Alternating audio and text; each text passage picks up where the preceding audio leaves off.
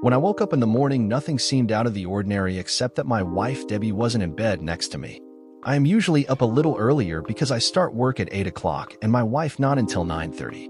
I completed my morning routine and was heading downstairs to get the coffee ready for my wife and me when I smelled the coffee already being made. When I got downstairs, there was my wife already dressed for work sitting at the corner breakfast table. She smiled at me and we said our good mornings. As I was grabbing a cup of coffee, my wife said, "I have to go into work early this morning for a meeting. I will be off at 5 o'clock and come straight home so we can talk as soon as you get home." It caught me a little off guard, and I raised an eyebrow and asked, Oh, did I forget something? What do we need to talk about?" Debbie just waved a hand at me and said that we would talk about it later, that it was nothing that couldn't wait.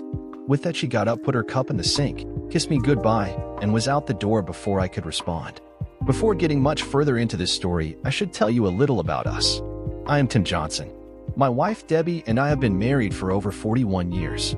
That's right, we married right out of high school when we were 18 years old. We knew each other since second grade. We dated all through high school and we both knew we were meant to be together for the rest of our lives. Neither of us ever dated anyone else, and as such we learned about sex together, and as such, we were our only sexual partners. Hell, I never even kissed another woman other than a peck on the cheek in greeting, and I assume it was the same with my wife. We went to the same college as a married couple living in a cheap apartment with part-time jobs to see us through. I had the GI Bill to help with school costs and her parents helped her out, so while it was a bit of a struggle, it wasn't all that harsh in existence. In fact, we started our family while we were still in college. Our oldest child, Terry, is 37 years old, married with 2 children. She is a family law attorney for an out-of-state firm. Our second, Darcy, is 35 and single, working in Washington, D.C. as an assistant to a director in the Department of Agriculture. Our baby, Sydney, is 34 and married to a police officer in our hometown. She has our other 2 grandchildren and is a hard-working stay-at-home mom. We are very proud of all 3 of our girls. After school, I go a job as a risk analyst for a large insurance corporation, and Debbie became a grammar school teacher for the local school district and later worked in the administration office part-time. At 59, we are both in excellent health and physical condition. We have both always been very active. I golf, swim, and go to the gym at least 3 times a week. My wife, however, puts me to shame with her workout discipline. She is at the gym 5 days a week and is an avid distance runner pretty much every day. I may be biased, but she is still the most beautiful woman I've ever seen. She weighs the same as she did the day we got married. Not bad for 3 kids and 41 years. When we were young, she was so beautiful that when she entered a room, even the women would stop to stare at her. To this day, she draws attention from men half her age. But she always handles herself with class and dignity. Debbie and I talk about it all the time. Our family life is the epitome of the American dream. We were so lucky to have found each other, and we thank our lucky stars for the life we lead every day. Unlike most men, when they hear words to the effect, "Honey, we have to talk," I wasn't filled with dread or breaking out into cold sweats. I was curious, but we talk all the time. Family meetings, we called them, and we had them even before we had children. It was our way of planning our lives. But she didn't say we were going to have a family meeting, did she? At work, I wasn't consumed with angst about the upcoming meeting, but I did daydream a bit of a very memorable love-making session the night before. Debbie is a very vocal and direct lover. She is not at all bashful about telling me what she wants and making sure she gets it. She never fakes an orgasm, because long ago we discussed that we had to be honest with each other and strive to make our love life better. Faking orgasms wouldn't help. Debbie isn't one of those ladies that will have a series of small orgasms. When she goes over the edge, it is with an incredible amount of screaming. Her whole body quivers as her eyes roll up into her head, and sometimes she even passes out for a few seconds. She doesn't even want to be touched for a few minutes because her whole body is so sensitive. It is amazing to watch and be a part of. She tells me all the time that she would never cheat on me because it would take too long to train a new lover. After 41 years of marriage, we still make love 2 to 3 times a week. Another thing she tells me often, as she did last night, is that while my meat may not work like it did when I was 25, my lips, tongue, and fingers were magic and working better than ever. All in all, we enjoyed a very satisfying love life well into our middle age. As my curiosity was aroused, I left work a little early and headed home. I wanted to get home before Debbie so I could change and get comfortable with a glass of my favorite single malt scotch and find out what our talk was about. My curiosity started to turn to worry when I pulled into the garage and saw that my wife's 7-year-old Camry was already there. My worry deepened when I saw her sitting at the table with a glass of wine in her hand and my scotch already poured and placed at my seat. She looked very distraught as she was continually rubbing her knee with her free hand. This was a nervous habit of hers ever since I knew her. I asked if I could go change before we started. She replied, "No, I want to do this right now. Please sit down." I didn't argue as I was sitting down. I was convinced she was going to tell me that she was sick. I felt my chest getting tight and was having difficulty breathing normally. I looked into her eyes and saw, well, I don't know what I saw, but I knew I had never seen that look in her eyes or that facial expression before. She seemed nervous and her voice was breaking as she spoke in a very low, deliberate manner. "Tim, there is something I have been thinking about for quite a while and I need to get this out without interruption. Please let me finish before you speak, so that I can make you understand how important this is to me." As she continued, she seemed to gain a little more confidence. "And I need you to not lose your temper and turn this into a childish yelling match. Can you do that for me, please?" I nodded my head slowly without speaking. Well, at least she wasn't going to tell me that she was sick, but I suspected it was going to be much worse. And I was right. "Honey, you know that I love you more than life itself. I have loved only you since the grade school. There has never been anyone else in my lifetime." My chest was hurting more, my breathing becoming more difficult, and an aching pain began in my shoulder as she continued. "You and I are going to spend our old age together, bouncing our great-grandchildren on our knees. We are going to travel the world together, but there is something that I have to do." The pain in my shoulder was now shooting down my left arm, and I was getting dizzy. I couldn't catch my breath. "Tim, pay attention. This is very important." I just nodded and thought this couldn't be happening to me. "Well, I have been thinking for months about this, and there is something I have to do before I am too old." The room started spinning, and it felt like someone was standing on my chest. "I am going to date other men to see what I have been missing all these years. It won't last forever, maybe 6 months, and I will be back to being your loving wife, proving to you every day how deep my love for you is." I started to say something, but nothing would come out of my mouth. Then everything went black. Light was creeping in from the darkness, trying to break through the haze. I was trying to open my eyes, but my eyelids must have weighed 5 pounds each. I struggled mightily to get them open, and I finally accomplished the task. Where was I? What were those beeping noises? How come I can't move? My throat was very sore. What is my name? I must be in the hospital. What happened to me? All these thoughts were rushing through my head when I remembered that I was Tim Johnson and I was in a hospital because my wife tried to kill me. Why did she try to kill me? My brain was working a little better. I was at the kitchen table. She was talking. Then I remembered the conversation. It wasn't really a conversation, it was her telling me something. Telling me that she was going to kill me. As the fog in my brain cleared, I noticed a nurse standing at my bedside looking down at me and smiling. "Welcome back, Mr. Johnson. My name is Nurse Smith. You are in Mercy Hospital because you had a very serious heart attack a few days ago. It is called the Widowmaker, and you are lucky to be alive." Funny, I didn't feel lucky. It's 3 a.m., and the doctor will be by later this morning to explain in more detail about your condition. I tried to talk, but nothing came out because my throat was so sore and dry. "Don't try to talk, Mr. Johnson. You had a ventilator in your throat, so it will take a couple of days to heal itself." I was thinking more clearly now and made a writing motion with my hand. Nurse Smith handed me a pad of paper and a pen. I wrote in big bold print, "No visitors." She responded, "Oh no, you have had lots of visitors. Your wife and daughters have been here." She must have noticed me wince and stopped talking. I wrote furiously, "I don't want any visitors." She seemed startled but asked, "Are you sure?" I just nodded my head. I scribbled another note, "Do not share my medical information with anyone." Her eyebrows arched up, but she just nodded her head as I was writing another note. "Is there someone here at the hospital that can help me complete a DNR, do not resuscitate, order?" With that I am sure I shocked Nurse Smith, but she held her composure. "Your condition isn't nearly that severe." I interrupted her by tapping furiously on the notepad. "I will pass your well wishes onto the day shift." She patted me on the shoulder and left my room quietly. I figured my life was over anyway, so if something happened, why let the medical community resuscitate me? The way my luck was going, I would probably survive but be turned into a vegetable, so screw it. Plus, there would be the added shock benefit when my wife found out what I did and how badly she had hurt me. I didn't fall back asleep. I mean, I had been asleep for a few days, so all I could do was lay there and think and make plans.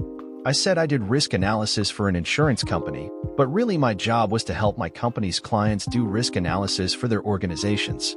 It was a service my company offered and many clients took advantage of it. I had done it for a number of years and was good at it and got paid accordingly. In my experience, all companies are afraid of something, but my job was to make sure they were afraid of the right things and offer solutions to mitigate those threats. There is a process involved in accomplishing that analysis, so I decided to adopt the same strategy to solve my problem. You know the problem of why my wife would want to kill me. I know my wife didn't really try to kill me with her statement, but she damn near accomplished it. The actions I had just taken would buy me time, and time is what I needed to figure this out. As I lay there in bed waiting for dawn to break, I began the process of analyzing my situation.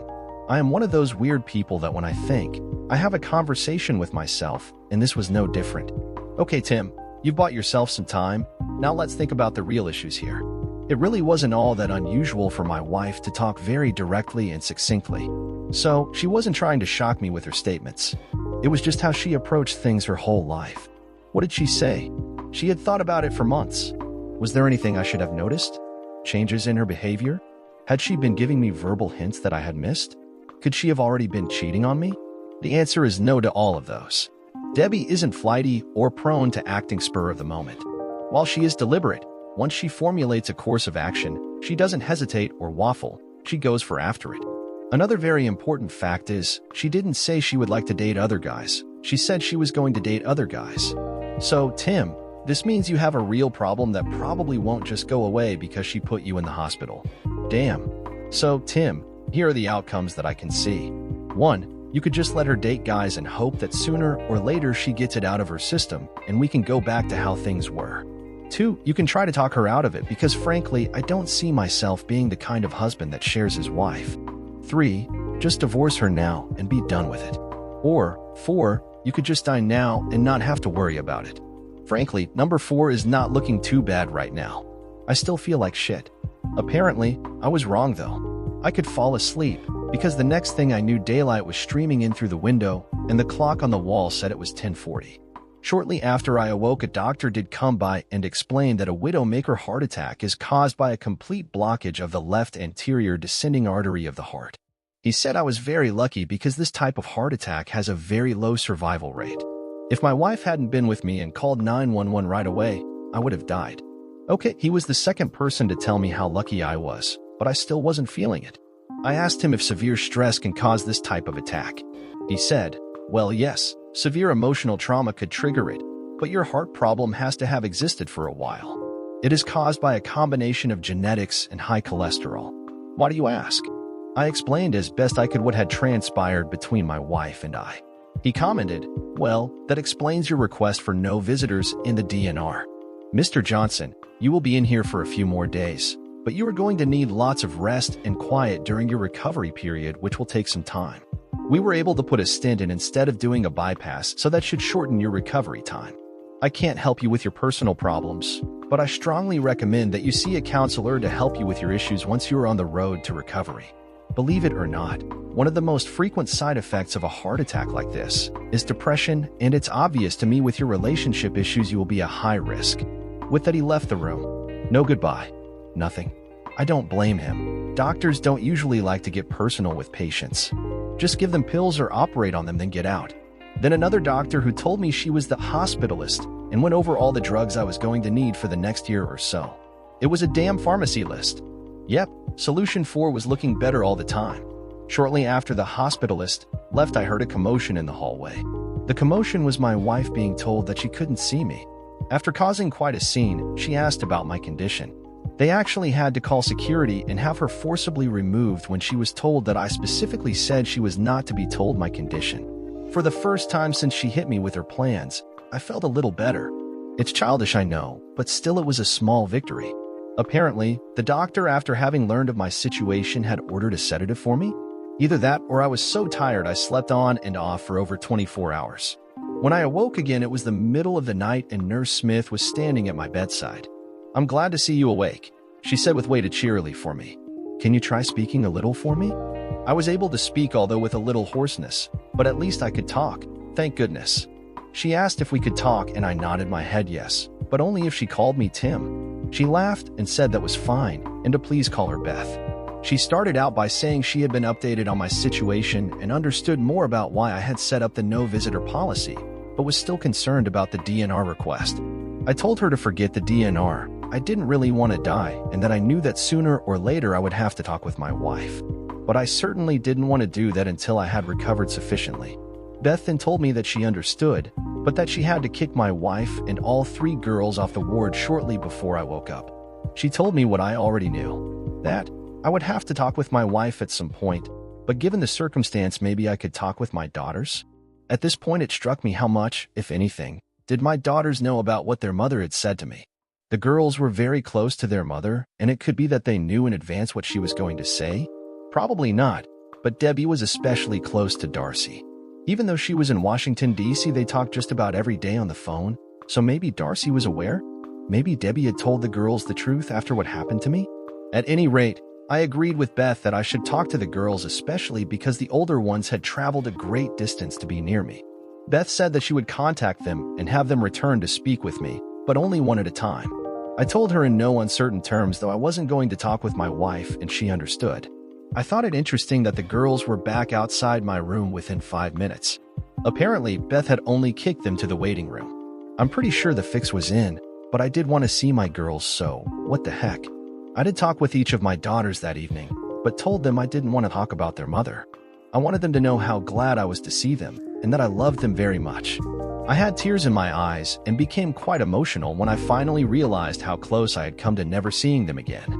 Sydney did manage to sneak in that Debbie had told all 3 of them that she blamed herself for what happened to me, but with no specifics. I didn't argue the point with Sydney, and I know she found that interesting. She also mentioned that Debbie promised to sit down with them tomorrow and explain further.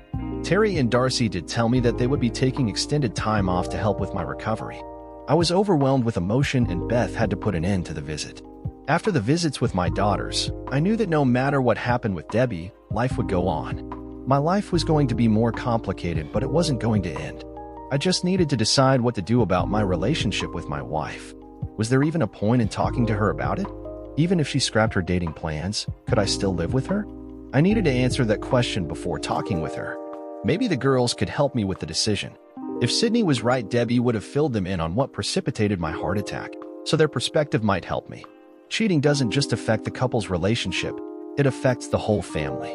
A very interesting development was that my wife and daughters decided that when released from the hospital, I would stay at our house while my wife would move in with Sydney's family into their guest room. Terry and Darcy would alternate providing what care I would need for a few weeks. The doctors were confident that I would be back to normal activities within 5 to 6 weeks. I was content with the arrangements, but thought it very odd that the first 2 weeks I was home, my wife never made a single attempt to contact me, not even a text message. Perhaps the girls read her the riot act and told her to back off. Or could she be using the opportunity to go out on dates? I just didn't know, but really, I wasn't up to a direct confrontation. I decided to speak with Darcy first, as she had always been closest to her mother and would possibly give me a peek into my wife's state of mind. Darcy and I met alone at the house, and she knew ahead of time that I wanted to talk about the incident with her. I, like my wife, am a pretty direct person, so as soon as Darcy walked into the room, I blurted out, "Darcy, how long have you known about your mother's desire to date other men?" We talked about it some." She mumbled without making eye contact. "How long, Darcy?" I growled. "I'm sorry, Dad." "About 3 to 4 months." My blood pressure was rising, and I was losing control already. This wasn't good. I needed to calm down. "I'm sorry, Darcy. I didn't mean to yell at you. I really want your input here. This has hit me really hard. I had no idea your mother wasn't happy with our relationship. It's literally breaking my heart." I tried a little levity to calm myself. "Oh, Dad, she loves you very much, and this doesn't mean anything. She just wants to experience some things before she gets too old. It shouldn't reflect on your relationship at all. Do you really believe that bullshit? I mean, really, Darcy, how can her having sex with other men not mean anything to me? I'm flabbergasted that you can say that. So, your opinion is that I should allow her to have sex with other men so she can experience more in her life, then return to me as if nothing has happened? Well, maybe not as if anything has happened, but your love for her should be strong enough to get past this. She has devoted her entire life to you, to all of us, and she just wants this for herself." "Really, Dad? You're 59 years old, and you have probably slowed down some. It's normal that mom wants to experience younger men. It's a natural thing for a woman to want to experience. Now there was a shocker. I figured Debbie didn't want to date old men, but hearing that from my daughter really hit home. It was all about sex. While I may have slowed down, I thought I still did pretty good, but I guess I was wrong. Shouldn't her love for me be strong enough that she shouldn't have to date other men to be fulfilled? And what if I have slowed down? That's a reason for her to cheat on me? Don't be silly, Dad. It wouldn't be cheating if you knew about it. That's why she tried to talk to you about it. We went around and around for another 5 to 10 minutes, but really didn't get anywhere. Darcy's opinion was very clear on the subject. I had to end this conversation before I exploded. In an almost childlike voice, Darcy asked, "What are you going to do, Dad?" "I don't know, Darcy. I just don't know. But there isn't any way I can live with your mom sleeping with other men. I am just not made that way." I knew full well that Debbie would know the particulars of our conversation in short order. We hugged and said our goodbyes. I thought to myself that I hoped Darcy never married or at least disclosed her beliefs up front to her fiancé. My conversation with Terry was about the exact opposite. She came into the room all charged up and spit out, "I can't believe that old hag is doing this to us." "Whoa there," I said with my hand up near her face. "That's your mother you're talking about, and she isn't doing it to us. She is doing it to me. Get real, Dad. When someone in the family cheats, it affects us all. So yes, she's cheating on her family." Terry, you said she is, not that she is going to cheat? You really are clueless, aren't you, Dad? She has been going out with men since you were in the hospital. I think she was doing it before you had your heart attack. I don't think she has slept with any of them yet, but she is definitely auditioning them. I suspected that my relationship with Darcy was pretty much over after that revelation. I wouldn't be surprised if she was setting up dates for Debbie. It was odd. I kept waiting for another heart attack or at least a stroke, but it didn't happen. I felt only sadness because at that point I knew my marriage was over. The truth was I wasn't really surprised Debbie did it. She was always headstrong. But why did she call the paramedics when I had the heart attack? It didn't make any sense unless in her own bizarre fashion I guess she did at least like me. All I could do was shake my head. I again wondered if there was really any reason to sit down and talk with her. Terry and I talked for a while longer, mostly about divorce laws in our state. It really wasn't that complicated in a no-fault state. It was pretty much a 50-50 split of all assets. Terry did say I might want to look into a legal separation if I wasn't sure about divorcing Debbie. I told her I would look into it, but didn't think it mattered really. Terry also told me that while my wife couldn't stop a divorce, she could really drag it out. That caught my attention and decided to seek legal advice as soon as possible. Terry said she would send me some recommendations for lawyers the next day.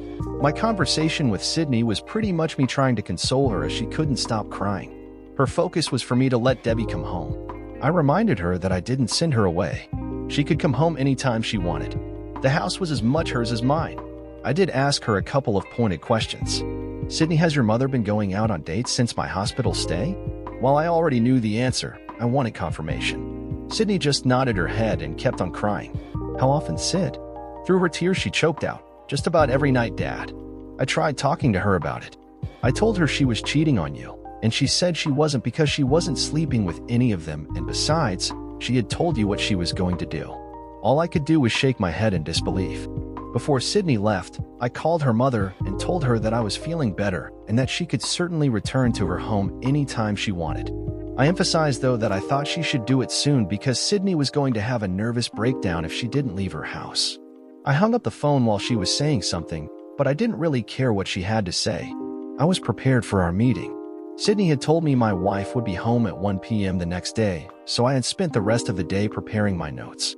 When you go into battle, it is essential to have a good plan, thoroughly vetted and practiced. And I was ready for combat. Of course, the other part of that is that when the first shot is fired, the plan goes out the window, and that is just what happened to me. When Debbie came home for our meeting, she didn't just walk in the front door. She stormed through it and screamed, "Where are you?" My eyes were already wide as she saw me sitting at the table with my notes spread neatly before me. Without waiting for any comment from me, breathing fire, she continued her tirade. "There is not going to be any damn divorce." As I previously mentioned, my wife was a school teacher and history was her favorite subject. She was particularly knowledgeable of the American Civil War period. It was obvious to me that she had employed Colonel Joshua Lawrence Chamberlain of the U.S. 20th Maine Strategy at Little Round Top on the second day of battle at Gettysburg. Circumstances had placed Chamberlain's 20th Maine on the extreme left flank of the Union Army and was the only regiment standing between Lee's Confederate Army and Washington, D.C. The fighting was fierce and Chamberlain's men were exhausted and nearly out of ammunition. Their casualties were extremely high and all seemed lost. Then Chamberlain, a rather nondescript college professor of rhetoric and civilian life, did the one thing no one anticipated. He ordered what troops he had remaining to charge.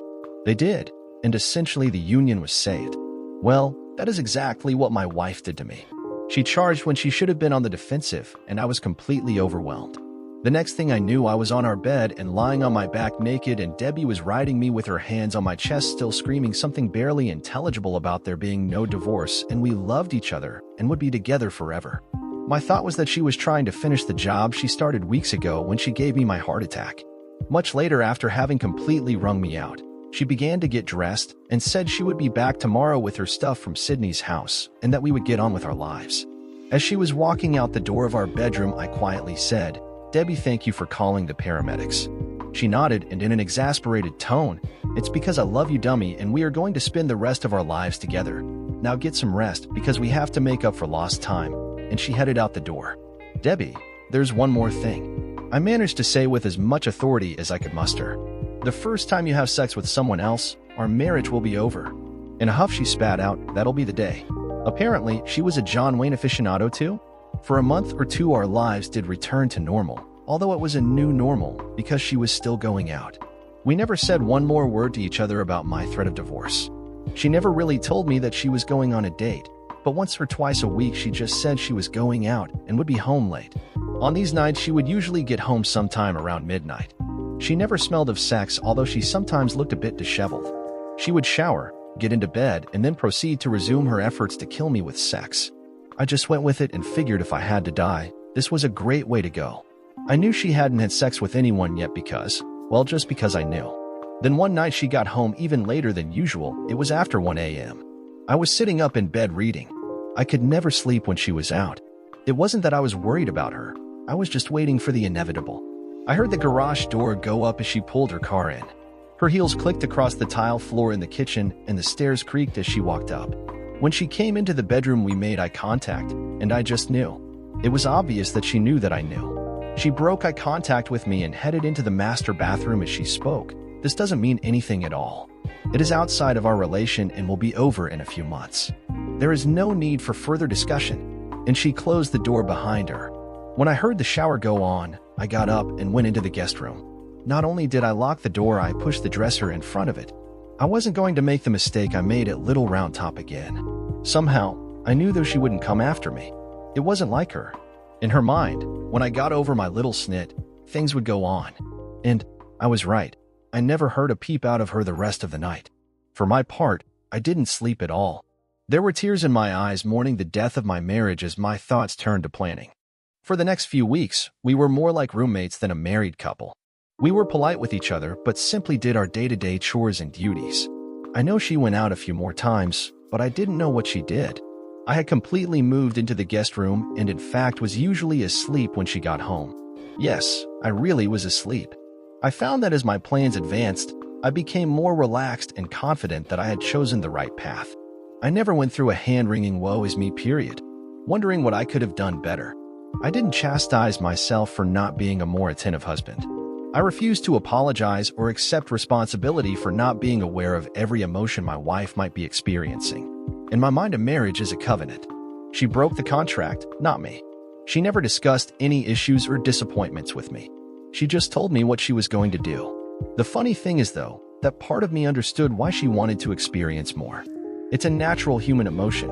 She just never gave us a chance to figure out alternatives. She had made a unilateral decision that effectively finished us. End of story. I also understood why she made her decision unilaterally. In the Western world, almost 100% of marriages are in some respects female-dominated. Ours was no exception.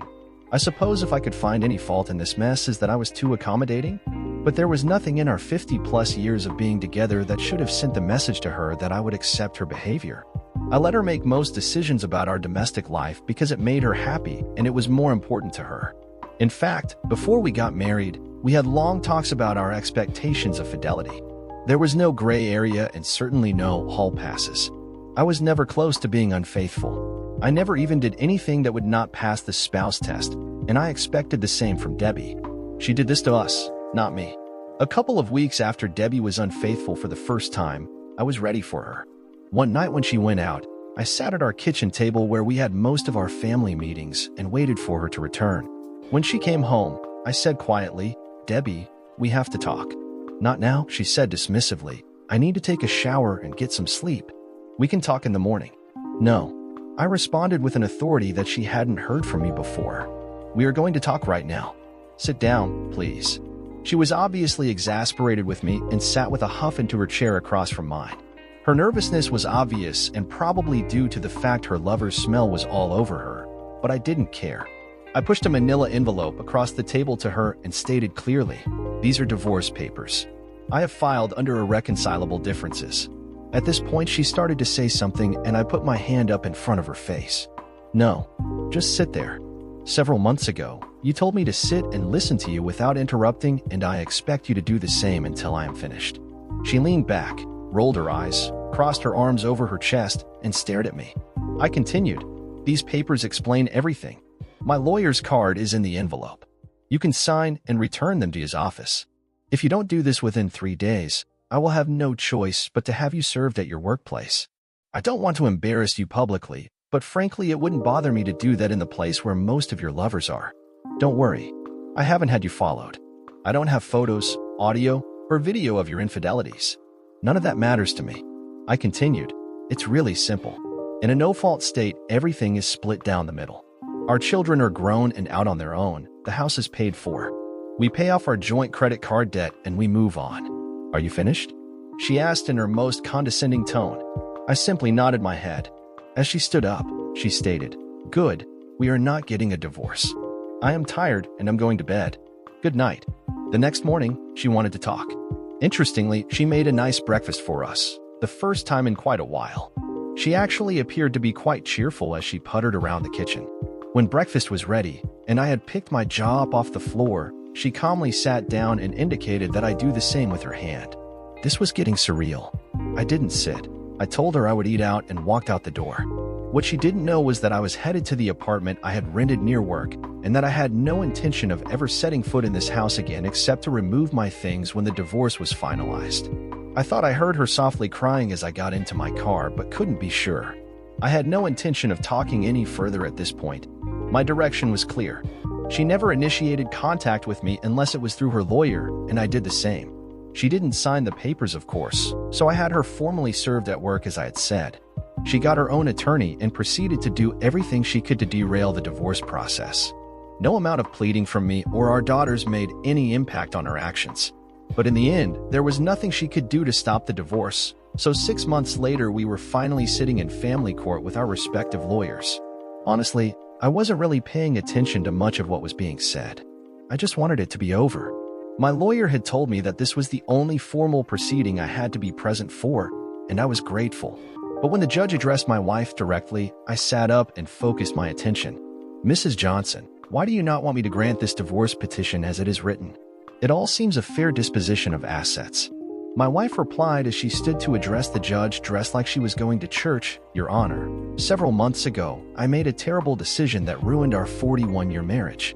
At the time, I was going through menopause and not thinking clearly. I was feeling old and unattractive.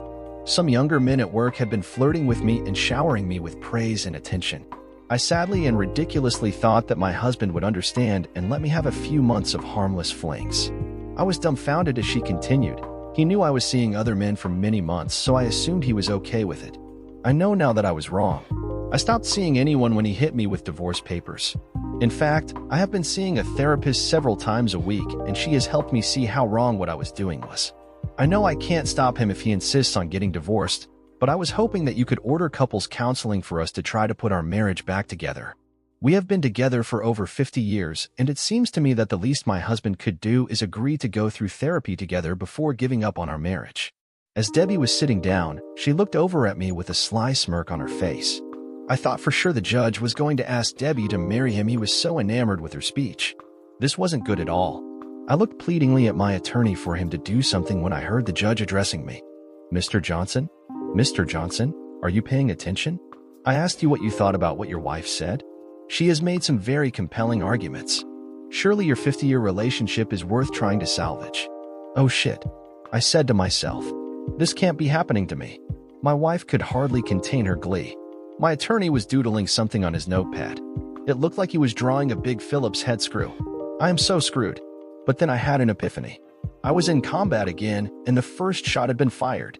I responded, "Your Honor, may I have a moment to absorb what my wife has said? She really has given me pause to think this through. I would like to talk with my attorney for a moment." The judge responded quite good-naturedly. Of course, I think that is wise. Everyone in the courtroom thought they were witnessing a real Hallmark moment. I quickly turned to my attorney, who by now had finished his Phillips head screw. What happens if I withdraw my divorce petition right now? Can he still order counseling? My Clarence Darrow-like lawyer turned and stated, "No, he can't. The court no longer has any jurisdiction in the matter." One more question, Clarence. Who? That's not important right now. What happens if I just disappear? My wife would have to serve me in order to get a divorce, right? Yes, but it isn't really that simple. She could have a divorce granted for abandonment after 1 year. He replied, "Only if my luck changes." I said wistfully and with a heavy sigh, "There isn't a law that says I have to live with my wife, is there?" My mind was really racing now. "No, there isn't," he said in a lawyerly fashion. Then the light bulb went on in his head and he asked, "Will I still get paid?" "Of course, Clarence, of course." I smiled broadly and straightened my tie, brushed my hands to smooth my slacks, and stood up to address the court. Everyone wanted the Hallmark movie ending, so I was going to give it to them, sort of. "Your Honor, in light of what my wife has expressed in a most convincing manner, I hereby withdraw my petition for dissolution of marriage immediately." It was bedlam in the courtroom. Not really, there were only about 12 people in there, and it was lunchtime, so those not involved got up to head to the cafeteria. The judge banged his gavel, granting my request with a big smile and tears in his eyes. My wife and her attorney were both crying happy tears themselves. I was steaming mad, but had plastered what I hoped was a happy face on and walked directly out of the courtroom. I reached my car with my wife hot on my heels, blabbering something about us being happy, blah, blah, blah. I started the car and left her standing in the parking lot, wondering what just happened. As I pulled out of the parking lot, I threw my phone into the bushes and drove straight to work, where I immediately went to HR and retired. I realized that I could draw on my 401k because I was 59 and a half years old. I couldn't get Social Security for a few more years. But with my 401 with our other assets, I knew I could make this work. From work, I went to our bank. I did all those things people do when they get divorced right away. Our house was paid for and worth almost $1 million. Everything else we had was about equal to that value, so I was going to take it all and put it into my name only and quit-claim the house to Debbie. My family didn't know where I lived and had only been reaching me through work or my phone, so I had time to finish what I was going to do unimpeded. 2 weeks later, after having set up this meeting with Debbie, I pulled up to her house, technically my wife's house now, I guess, in my brand new 38 Georgetown Class A motorhome. My new Jeep Wrangler 4x4 was hooked to the tow bar behind it and ready to go. I knocked on the door and I heard Debbie approaching the door from inside. All 3 of our daughters were there too because I had given them a heads up to be there. I knew there would be trouble and needed them to watch out for Debbie. "Honey, you're home. Thank God. We were so worried about you." The girls were already staring at the motorhome and were sharp enough to suspect what was up. "Sweetheart, I actually stopped by to say goodbye." "What do you mean goodbye? We are going to be together forever, aren't we?" "We've always been together, dear. It's just that I am going away for a while." "But Tim, what about work?" "I retired, Deb, and I am going to spend some time traveling the country." "But honey, I can't get away from the school district on such short notice. School is in session." "I know traveling the country in a motorhome is our dream, but I am simply not able to do that right now." She still didn't get it. My daughters got it though, and they were stunned. They were already burning holes in me with their eyes because they knew I was going to leave them to deal with my basket case of a wife, and they were not happy. "We should go inside and talk, Debbie. There is a lot I want to say to you. And I will give you a chance to talk also." We all filed into the kitchen and sat around the table. It made me choke up thinking about all the family meetings we had held at this table. The thought that this would be the last one was almost too much for me to bear. But I had spent the last couple of weeks thinking about my circumstance quite a bit. I had no anger left in me. I was no longer nervous, fearful, or racked with uncertainty. I was more at peace than I had been in years.